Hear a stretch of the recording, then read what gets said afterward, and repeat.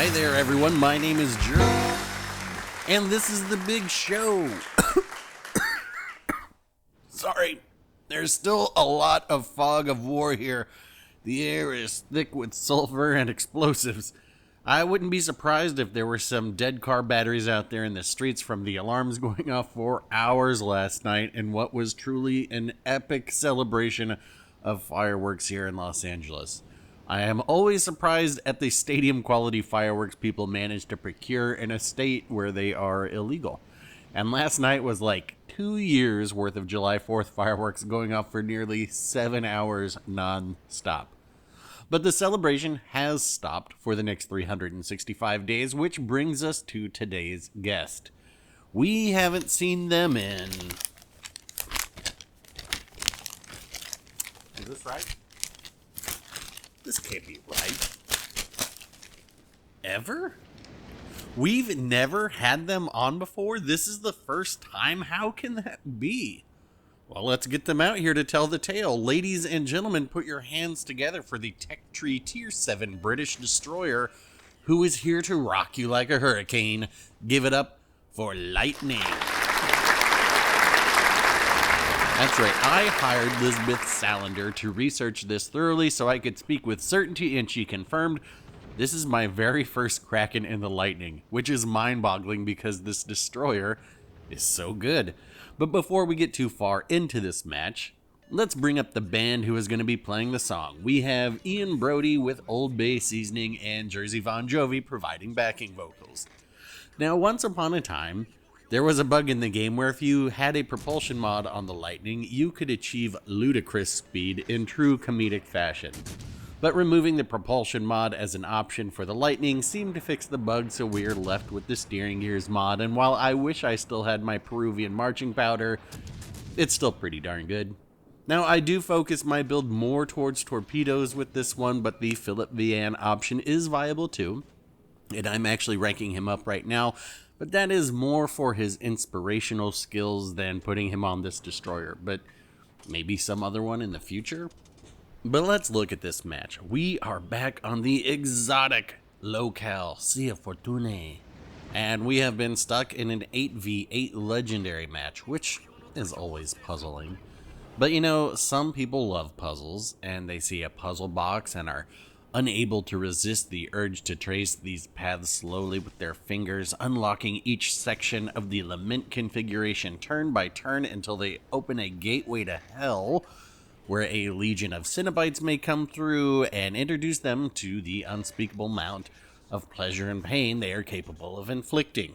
Others choose to take out a Groza Kerr first, drive it into an island, not put on their Hydro in spite of there clearly being a destroyer in front of them, and yet even others choose to take out a Cleveland, get within range to cover an entire cap with radar, and rather than nuke the destroyer, which is clearly capping it, instead opt to chase a hipper into the furthest reaches of the map.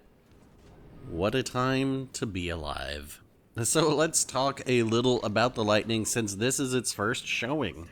Obviously, it has pretty good concealment, very good torpedoes with the tube by tube option, though I don't think I used that in this match.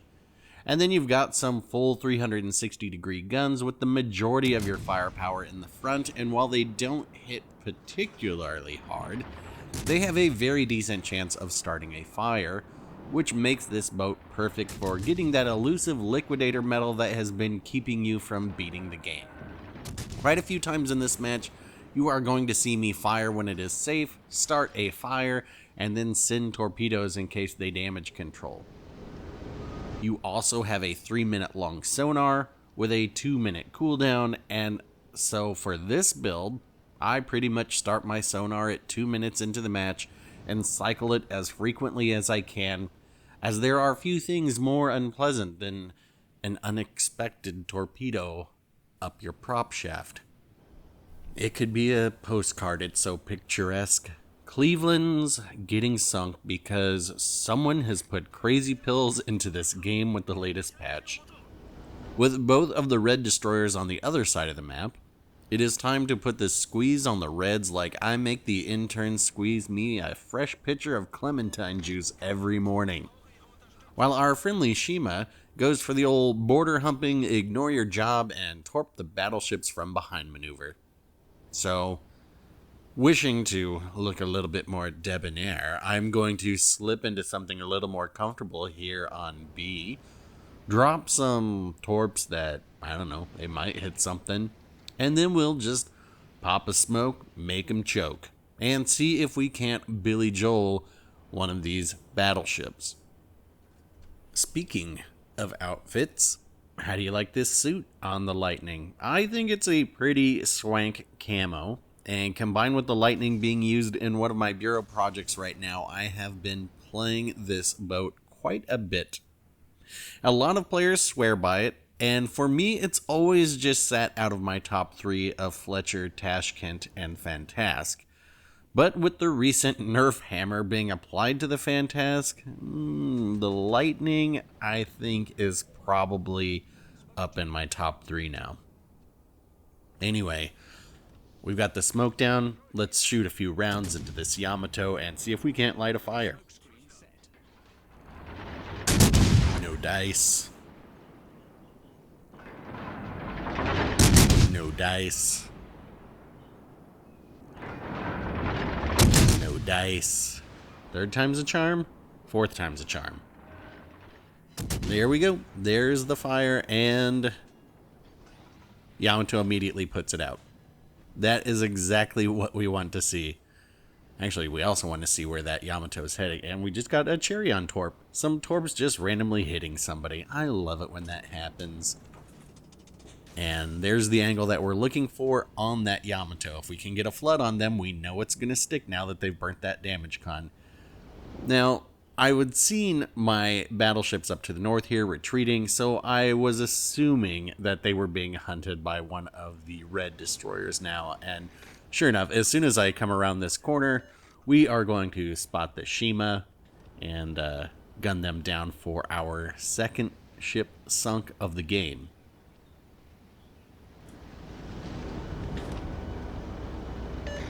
We get spotted. There's the Shima. Let's get the gun cycling. Knock their engine. And torps connect on the Yamato. So we've got a permaflood on the Yamato, and we take out the Shima. Now, if I can, I'd like to get another fire on this Yamato before their damage con is up, but this is kind of a tricky position right here for the Lightning to be able to lob shots over, so I end up pushing forward. The astute viewers will no doubt notice that I have 2 ships sunk and that only 3 remain, which means I need to sink all 3 for the Kraken. You can also see that there isn't much time left in this video, so what you are about to witness is going to happen fairly quickly. And I know I have said many times, it is all about positioning yourself in a place to make it happen, which in this case is going to be in the center between B and C. We know the last red destroyer is on B, and so we have to get to a spot to take out the last 3 ships. I do have all of my stupidity points available because I haven't been hit yet. So it is going to be time for me to rush B, try and catch their destroyer while I still have my hydro running. So let's see what it is. Did anybody see it? Did anybody see what it was? Well, you probably won't be able to see what it is, but you will be able to guess because we have our patent pending technology, the remover of. And there they are, gonna drop their kids off at the pool. But our hydro's running, and we're going to be able to dodge them and keep them spotted in the 3.1 range. Fire. Smoke screen set. Problem solved, sir. They do get out of range of our hydro, but I know that they have driven into that island, so it's time to make a quick choice. We want to go ahead and push them, even though we're going to be spotted once we leave this smoke. We are. Let's finish this mistake from ever having been in this game. There it goes. We take a hit. No longer spotted. Let's get a fire on this Amagi, if we can. Those torps look good. There's one, and we do catch the fire on the Amagi. And here goes the last shot. And this is going to be Kraken 255 in the lightning. Enemy battleship sunk. Alright, let's see this old scoreboard.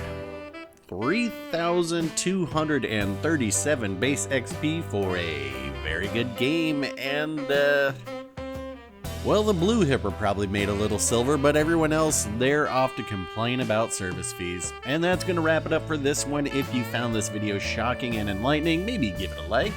If you prefer making questionable choices with the lament configuration, hit dislike. Questions, comments, hot takes, leave them down below, and if you want to catch the next one, go ahead and program your VCR by hitting subscribe.